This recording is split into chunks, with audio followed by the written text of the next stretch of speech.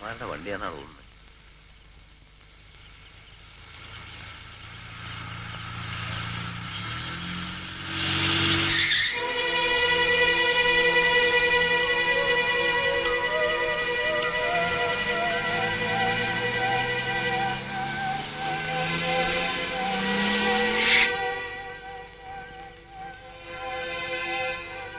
എന്തു പറ്റി?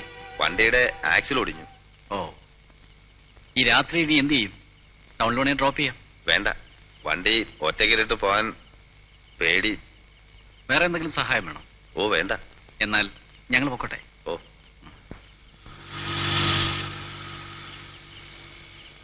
കണ്ട കള്ളക്കടത്തുകാരാണെന്ന് പറയത്തില്ല.